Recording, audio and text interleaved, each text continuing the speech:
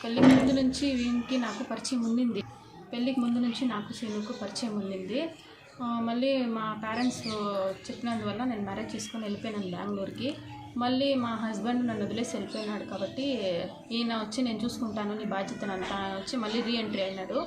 నేను ఆయన బాగానే ఉన్నాము. ఇప్పుడు దాదాపు 8-9 ఇయర్స్ అయిపోయింది.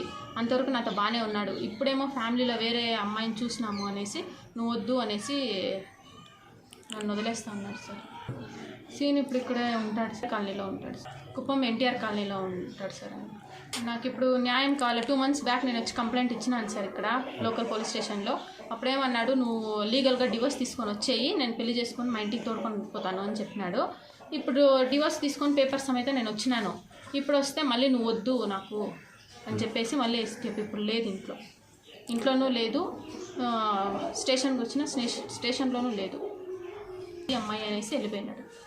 దీనికి పైన దయచేసి అడుగుతున్నాను, పోలీస్ వాళ్ళు నాకు న్యాయం చేసి నాకు ఏదో ఒకటి న్యాయం ఇప్పించాను, లేకపోతే నేను ఇక్కడే చనిపోతాను. అంటే నాకు వేరే దారి లేదు. మా పేరెంట్స్ సపోర్టు లేదు. ఇట్లా వీడు వచ్చి రీఎంట్రీ అయినందువల్ల మా పేరెంట్స్ వద్దు అనేసినారు. ఇప్పుడు హస్బెండ్ దగ్గర లీగల్గా డివోర్స్ తీసుకొని వచ్చేసినాను. ఇంకా నాకు ఎవరూ లేరు. ఈయన మాట నమ్మి నేను వచ్చినాను అంతే. నేను వాడు తీసుకుని ఫొటోస్ చాలా స్ప్రెడ్ చేసినట్టు, లేకపోతే కూడా నేను ఎట్లా అట్లా నా లైఫ్ గడిపేయచ్చు, నేను పిల్లల్ని పెట్టుకోవచ్చు. మా రిలేటివ్స్కి కానీ అటుపక్క నా హస్బెండ్ వాళ్ళ రిలేటివ్స్కి వాళ్ళకి మా ఫ్యామిలీ మెంబర్స్కి అందరికీ ఫొటోస్ అది నాది న్యూడ్ ఫొటోస్ అన్నీ స్ప్రెడ్ చేసినాను. ఎటువైపు ఇప్పుడు దారి లేకుండా నిలబెట్టేసి ఇప్పుడు వద్దు అంటున్నాడు.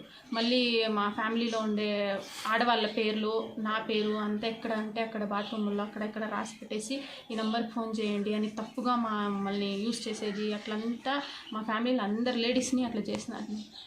ఇవన్నీ చాలా బాధగా ఉంది. ఇట్లో అట్లా నాకు న్యాయం చేయండి, లేకపోతే నేను ఉండను, ఇక్కడే సూసైడ్ చేసుకొని నేను చనిపోతాను. దయచేసి పోలీసు వాళ్ళు నాకు న్యాయం చేయాలని కోరుతాను, ప్లీజ్.